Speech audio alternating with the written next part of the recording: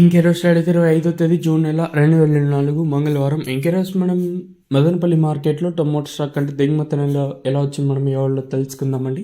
తెలుసుకునే ముందు ఇంకా మన ఛానల్ సబ్స్క్రైబ్ చేసుకోలేదు. ఇంకెందుకు ఆలస్యం, ప్లీజ్ లైక్ ప్లస్ సబ్స్క్రైబ్ చేసుకోండి. నేను ఇంకా జస్ట్ నేను ఒక లైక్ ఒక సబ్స్క్రైబ్ మాత్రమే నేను ఎక్స్పెక్ట్ చేశాను. సో ఇంకా మన వాళ్ళు ఈ వీడియోని లైక్ చేయకపోతే లైక్ చేసేయండి, సబ్స్క్రైబ్ చేయకపోతే వెంటనే సబ్స్క్రైబ్ చేసుకోండి.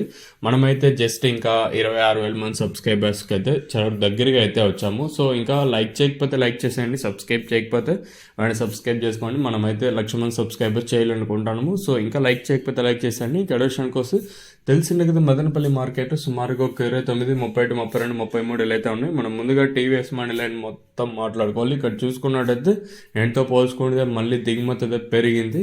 ఈవెన్ ఈ మండికి తక్కువ వచ్చింది, అన్ని మండీలకి దిగుమతి అయితే పెరిగింది. అనమాట అంటే టీవీఎస్ మండి లైన్ ఇంకా ప్రారంభమై ఇక్కడ చూసుకున్నట్టయితే సిఎంఎస్ అలాగే ఎంఆర్ అలాగే పక్క టీఎల్డి అలాగే కేజెన్సీ ఏకే ఏబి అలాగే ఐవి సిఎల్టీ ఇలా ఎస్ఎంబి పక్క.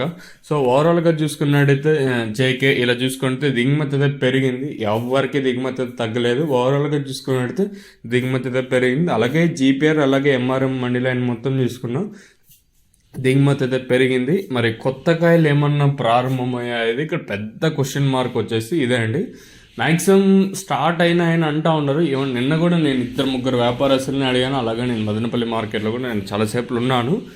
మ్యాక్సిమం ఇక్కడ చూసినంత వరకు అక్కడెక్కడ స్టార్ట్ అయినాయని నాకైతే అనిపించింది. సో చూద్దాము ఇంకా కొత్త కాయలు ప్రారంభమయ్యాయా లేదా అనేది ఇంకా మనకి 2-3 రోజులు మ్యాక్సిమం మనకు తెలిసిపోతే 2-3 రోజులు లేదా 4-5 రోజులు, ఒక వారం లోపల మ్యాక్సిమం తెలిసిపోతుంది కొత్త కాయలు వస్తున్నాయా లేదా అని. ఓవరాల్గా చూసుకొని దిగుమతి అయితే పెరిగింది. మరి చూద్దాము ఈ ధరలు అనేది ఏ విధంగా వెళ్తానైతే చూడాలి.